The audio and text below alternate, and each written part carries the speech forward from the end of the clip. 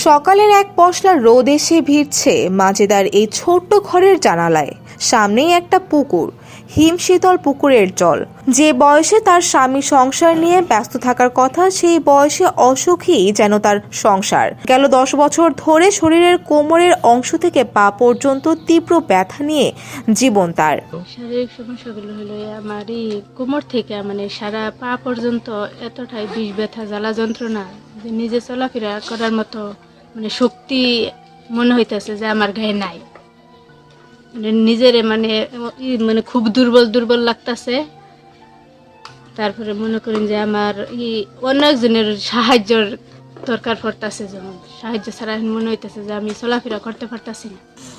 আমি নিজের সুচিকিৎসার জন্য আপনাদের কাছে কিছু সাহায্য সহযোগিতা চাইতেছি। তো এমআরআই করার জন্য যে ডাক্তাররা বলছে, কিন্তু ডাক্তার ওই পজিশনে যাওয়ার পাইতেছি না, আর্থিক সহযোগিতা পাইতেছি না, আর আমার কাছে অত সামর্থ্য নাই। ময়মনসিংহের ফুলবাড়িয়া উপজেলার বেড়িবাড়ি গৌরীপুরের মৃত ইসমাইল হোসেনের 5 সন্তানের মধ্যে মাজেদা মেঝো মেয়ে। আগে একটা বিয়ে হলেও অসুস্থতার কারণে ঘর করা হয়নি তার। মা আমেনা খাতুন বৃদ্ধ বয়সে যত্ন নেন নিজ মেয়ের।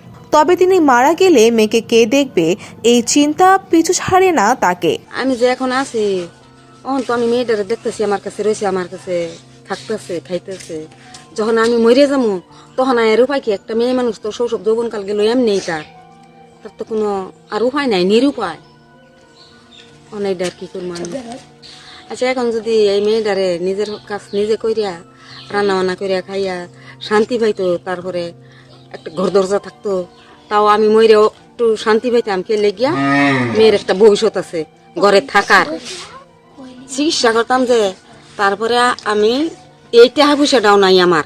মাজেদা চান দেশের সরকার এবং বিত্তবানরা যদি তাকে কিছু আর্থিক সহযোগিতা করে, তাহলে আবার সে সুস্থ হয়ে আগের জীবনে ফিরতে পারবে, নিজের পায়ে দাঁড়াতে পারবে, যার জন্য প্রয়োজন এখন তার সুচিকিৎসা। ময়মনসিংহ প্রতিনিধি কবির উদ্দিন সরকার হারুনের পাঠানো তথ্যচিত্র, ডেস্ক রিপোর্ট, সমকাল।